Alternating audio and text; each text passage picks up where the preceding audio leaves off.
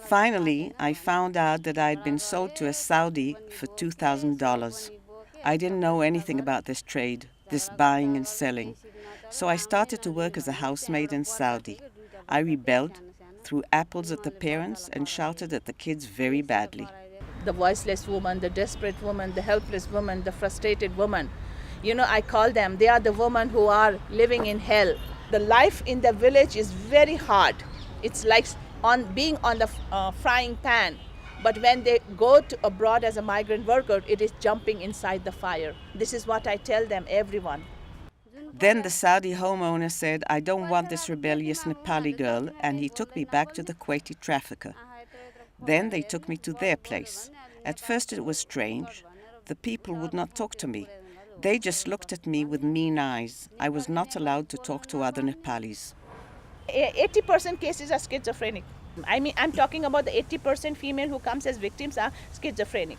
And another thing is the embassies, whenever they are sending the female migrant workers, victims back to the country, they use the night flight. And they have deliberately made those night flights because after 10 o'clock there is no public to see the victims arriving in the country. They come after 10:30 or 11 o'clock flight. This is why the public is not aware what is happening. And it's only the people. There are voices of people, the migrant worker themselves, who has been telling me that there is a huge exploitation. They're only been able to earn as long as they are productive, as long as they're earning. Once their productive age is gone, then their machinery back home stops. And there's nothing to fall back upon. All these young people who are above 18, 19, 20 and below 45 who are working abroad, once they cross the age of 40, 45 or 50, they might have a pathetic old age. And government has nothing, no policy in place to take care of them. And the country wherever they had labored for 20 years, 15 years, 25 years, gives them nothing. They just use their youth, their energy, their productive age, and then dumps them like people dump things in the garbage. And that huge garbage can in this country is this country, where all these labor forces are going to be dumped in without any social security, without any retirement plans or pension to show off or to talk of. Finally, an Indian man helped me get back to Nepal. Then I went to the police to complain. They were angry at me for bringing activists along and sent me to the Labor Department. Then the National Women's Commission said because she, the trafficker, originally had proper papers with a visa, they would not go after her. There must be a zero tolerance, and it is not allowed under any circumstances. And traffickers should not escape. And there is a nexus between even the politicians and the traffickers and the police. So that nexus has to be, it need to be stopped. That has to be break down. I don't think in this 21st century any woman has to be sold to take care of her family and her children. It is the responsibility of every government to take care. You cannot bargain a life of a migrant worker just for a peanuts. This migrant woman issue is not the only one, the exploitation that's happening and the trafficking is not only in Nepal, it is happening to all over the world, and more so in the poor countries and also in the Asian countries, Philippines, Myanmar, Vietnam, Indonesia. All female migrant worker has been suffering, and all the problem is not because this female had a problem. The problem is the government of those countries have failed to regulate the system. Education is very, very important. That is why education for girls is one of the main focus of the kind of work that I do, as well as the kind of organizations that I'm working with. So trying to give scholarships. In the project that they did, they helped many schools, but girls were still not coming to those schools. So my country director, Dr. Chiring, asked the principal and asked the girls, why weren't they coming to schools? They said, we don't have any toilets. And if you don't have privacy in toilets, we cannot come to schools. So then we started the project of building toilets. So I think there are a lot of causes, especially in areas where it takes about 2 hours, 3 hours to reach schools, So in a total, in one day of a student's life, you have about 6 hours to 4 hours of walking just to reach your school. It is more of a hassle. So providing them education, better education, which is reachable for them, is one of the most important aspects. Then definitely comes convincing their parents to send these girls to school. I was born in a village where the daughters were not allowed to read. There was no idea of giving higher education to the children. I had to struggle to go to school, and at age 16 my father died, and this changed everything. Then there were economic problems in my family. A neighbor and two of his friends planned to traffic me. It was a plan they had for many years. Nepal is a poor country, so there is no proper education, especially in the villages. But at least my government should have tried to empower these females, at least give them a proper training before sending them to work. My voice is not to prevent them from going to work. My voice is empower them first, not after they become victim. One day they kidnapped me and promised me all sorts of money and jobs. I didn't believe them. Then they said they would really hurt me, beatings, even murder, but I didn't budge. Finally they drugged me. I was transported for days. I was lost with no money. Weeping, I asked to go back to Nepal, but to no avail. They put me on a train, and then real trouble began. They sold me to a brothel owner and fled. He tried to mold me into their daily activities and to put me into their business. At first I resisted and was beaten and tortured many times, but after many days I couldn't resist. Torture for these victims consists of having their bodies, including their genitals, cut with razors and salt poured into the wounds, or being bitten all over their bodies just to bring them into submission. They go through the double victimization process, and it is a matter of extreme concern. There is a kind of blockade of justice, I would say. There is no victim support system mechanism here in Nepal. Because the women who are trafficked, they are helpless women, and they need proper legal help. They need proper legal counseling, and also psychological counseling also they need, because they gone through the trauma. I could not escape, and I did not want to die there. So I was ill-fated to live that life. One day the police raided, and finally I was taken out by the rescue team. The Indian police had strict orders to bring out the minors.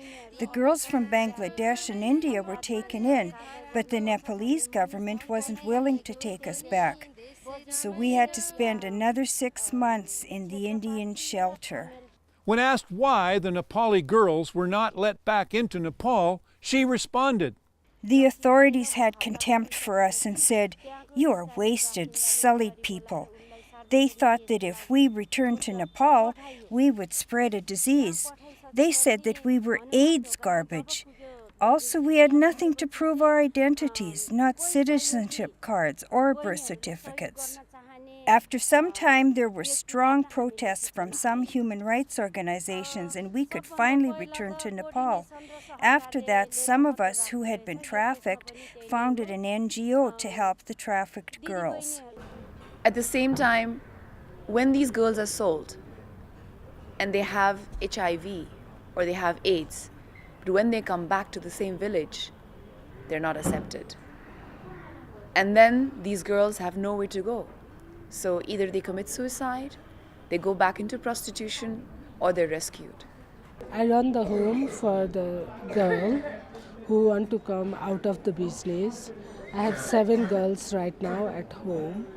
Because when I was doing my ministry, I feel like, they need some humanitarian support, and they need the safe place where they can stay, learn, and have a courage to do something else in the future. So that's why I started the home for them 2 years back. Now we are like a family, and we don't treat them as a safe home. It's our home, everybody is equal, so everybody have to behave as sisters among us. I'm very highly influenced by Mother Teresa and her work in Calcutta.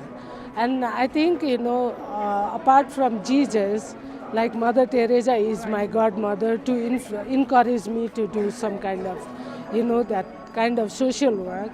And if you look at the situation of women in Nepal, we have no life here, because when we born, like we treated as a second child within the family. The sons are always highly prioritized by the parents and also society, community, and the nation. So once, the daughter lose their hope, there is no way, whether they have to die or and stuck in somewhere where there is darkness. So I feel like I have to do something else for those who lost their hopes and who already lost their life. Yes, I understand that perfectly. And did you know that I worked for Mother Teresa when I was in India? So, because when we were talking yesterday, you told me, and I was so much blessed because we have the same feeling. Yes, isn't that amazing? It's very amazing. And for me, how you feel when you work together with Mother Teresa, because I have never had a chance to meet with Yes. her, I loved her sisters. Yeah. And I worked with many of the sisters that came out of tribes in India. They were full of love. Yeah. And one of the most sobering places I've ever been in my life is the home of the dead and the dying in Calcutta. And I saw the little sisters washing the bodies and speaking to the people in their last moments on life like angels. And I think perhaps it is the greatest calling in the world. One day, Indira was faced with a hard choice. She was made aware of serious child abuse going on in a well-known orphanage associated with a large church in Kathmandu. The victims themselves got word to Indira. Should she leave it to the justice system and money games, or take personal action? What should she do? Most of the cases, they never brought to the justice. So it's a very serious issue, and it's a serious violation is taking place because it is a modern day slavery, and it has to be stopped. Have you helped any children, women, boys or girls, to freedom? We rescued from border area. Before 2 years, I filed the case against the house parents, who had been abusing 10 girls within his orphanage home, and nobody dared to speak. I got the evidence. I asked the God for 3 days. I fasted and prayed to God, God, what can I do? Because I didn't know these girls, and I have never heard about that guy, And God said, go ahead, Indira. Unfortunately, he also belonged to a very renowned church. Oh. So through the church, he gets so many children. So I felt God told me in my heart that go ahead, Indira, I'm with you. So I dared to file the case. You filed a case against this Christian man. Yeah. And tell us. And we wait for 2 years for the justice, and there was so much money game. Even some of the donor, they don't believe that he is an abuser, but God bring the justice. Now he is in jail. I was thinking at that time, I have done a good thing because I go through the truth. I'm bringing the truth. But all of a sudden, more than 500 to 600 people, especially the pastors, because he is very well known, and other human rights activists come against me, and I was so shocked. But I don't know what kind of spirit was leading me, because I have no fear of them. I just looking at them like a very innocent child, just standing and looking at them. But I know that somehow the Holy Spirit is leading me to stand against him. The pedophile was put away in prison, but before leaving the court, Indira had something to say to him. And so you went to the law and God gave you favor. Yeah. Now what happened when you went to the man that you prosecuted? I went to him and tell him he was in the law office, justice office, and I went to him and said brother, I don't know you, you don't know me, but I don't know, how, God, use me to go against you. I'm so sorry, but I don't beg pardon what I do for you, because maybe you have done so much sin in your life and God just want to intervene into it. And he said, God bless you. That's all he said. Thank you so much for standing up. Now, what does your nation need? What does Nepal need? We need a very fruitful impact, or like stop the trafficking and child sexual abuse in this country. Like we need to educate the grassroots people and encourage even those victims to be a leader by giving them a good education, so their PN will change into power. Amen. That's my work. And I'm so blessed to meet you. You are like an angel in my life. Let's put our hands together for the goodness of Nepal. Yeah. Amen. Amen.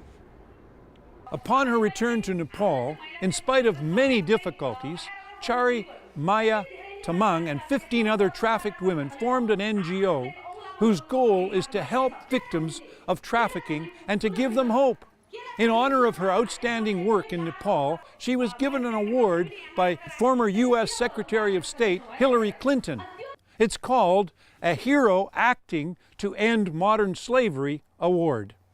When the U.S. Foreign Minister gave me her comfort and consolation, suddenly I felt like energy was passing through me in a matter of seconds. I felt warmth and reassurance, and I knew I must move forward in this journey. This award and others have made me more determined in my quest to help victims of trafficking, and a sense of added responsibility as well. I'm excited right now, having been involved and prayed for and been part of the transition the country's gone through right through 1980 till now, and to see the country coming into a full-fledged democracy.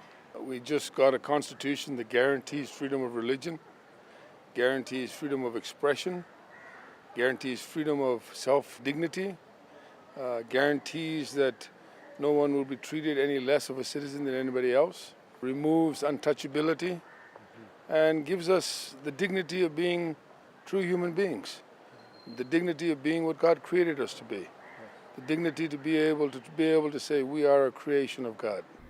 But after 3 months of training, when I met them after, they were laughing. They had hope in their eyes. They were singing songs. They were bonding together. And then they realized that there's so much more beyond than the flesh life that led for so many years. That they could lead a respectable life even after being trafficked, even after being into prostitution. So overall, in 5 years' time, I think we have employed more than 25 women. And basically, they are trained in the housekeeping department. We've also hired 2 bakers. There are 2 women who are very good at bakery. So they are like assisting our head baker, and they're doing very well. I'm very glad to say that some of them have met their life partners in the hotel itself. They've got married, now they have a family, and they're well settled. Now is the time to change the laws, to have stiffer penalties, to educate girls globally, and to spread awareness, and also to just band together and say no more, not on our watch, not in our backyard. We can't let this happen in the world. And so let us believe to get you on your feet here in Nepal as a Nepali. I have nothing. Even I don't have land, I don't have property. I have a faith. One day God will provide me the everything that I needed to manage everything in Nepal. I trust in name of Jesus, like He will provide me. I'm praying, and one day it will take time, and God will provide me the people who have a heart, and God will also provide what resources I need in this country to make a betterment of the life of the children and the women who are in risk. At risk. Yeah. And so we're asking today that you would listen to us and that you would hear us and that you would inquire and that we could answer questions and we could give you a project and that you could see it grow and be nurtured and that it could begin here. It could begin in Jerusalem and it could spring from Jerusalem into the heart of Kathmandu and from there around the world. How about that? What do you think? Yeah, it's kind of breaking the darkness with the light of Jesus. Amen. Absolutely. If somebody abused at the home, inside the home, they have to launch the complaint to the commission or wherever they trust, whomever they trust, they have to launch the complaint. In Nepal, people don't trust the police to go and file the cases. Access to justice to the victim is critically important. And in Nepal, the justice system is not very victim friendly. They go through the double victimization process, and it is a matter of extreme concern. You know, there is a kind of blockade of justice, I would say. How we can improve that kind of law enforcement to provide the justice to the victim? I believe that we have to get to key people and everything is built out of relationships, not anger, not putting down, but reaching out and bringing light. We can ask for this. We are told in the Bible to ask largely that our joy might be full. Let's believe that we will be able to speak with some of the leaders of Nepal. People who will listen. You know, it doesn't matter what they call themselves. This is so far beyond what people think they are.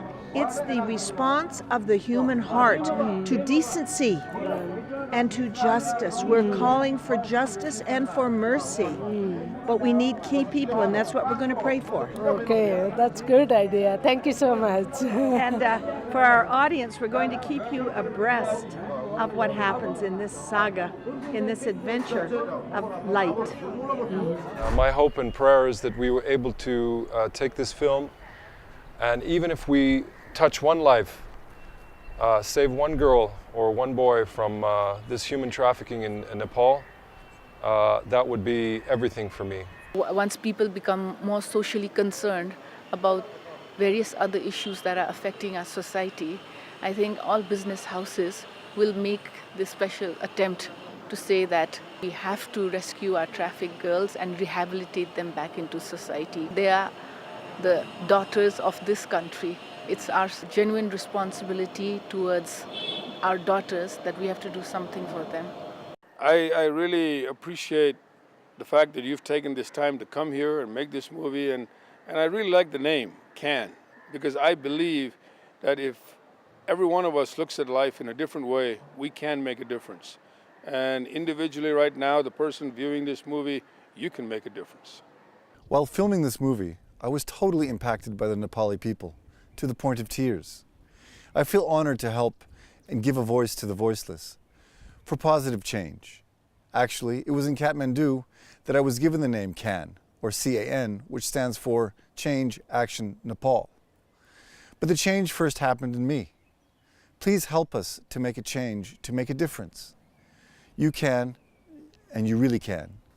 We went to Nepal as a family to make a difference that is going to be long-lasting from generation to generation. I know you too can make a difference if you choose to.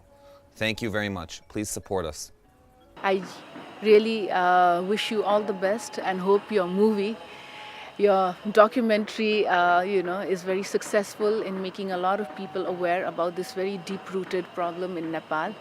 And I hope it gives a lot of positive information and makes changes that it can. The question is, how can you make a difference?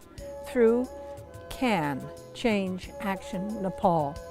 My heart is burning to put safe homes in every major town and village across Nepal, from the east to the west, the north to the south. It costs $5,000 to build a safe house. Can you believe that, friends? We build them with mud and literally sticks and stones. And instead of having broken bones, now we want to bring healing to this nation. Help us. Visit our website. We are involved in Nepal for the Nepali people. My wife has passed on her love for them to us as a family. Truly, my heart is forever moved and touched for these young people here, the boys and girls of Nepal. We've come to bring life out of death by God's grace. Now please join us with your love in action.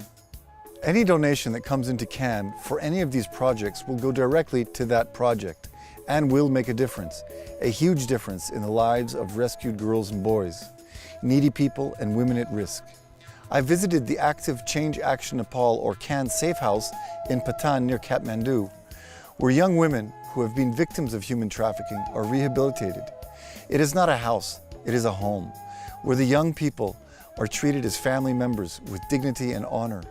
I have also visited some associated safe houses where scholarships are provided along with distribution of special necessities for girls only. These feminine products are extremely appreciated by the young ladies who have never before been helped and taught in such ways by loving, caring C.A.N mothers. My heart has been touched and moved to see the impact that Change Action Nepal is making in so many ways and in so many different lives. The future of Nepal is bright, and Change Action Nepal, C.A.N, is perfectly placed at the perfect time to make a huge difference in the lives of young women, one girl at a time. Thanks for standing with us in this vital service to Nepalis in need. Here is how you can give using any major credit card. Please visit www.changeactionnepal.com. And thanks for using the donate button. Your donation to C.A.N will do the following. 1. Educate a girl for $100 a month. 2. Empower a girl in a safe home for $125 a month. 3. Help a slum-dwelling family for $50 a month. Or 4. Help build a safe house in a rural community for $5,000. Smaller donations of $100, $500, or $1,000 can also contribute to the completion of one of these vitally important homes. Thanks for your help, and may God bless you. And remember, he who has pity upon the poor lends to the Lord, and he will pay back what he has given.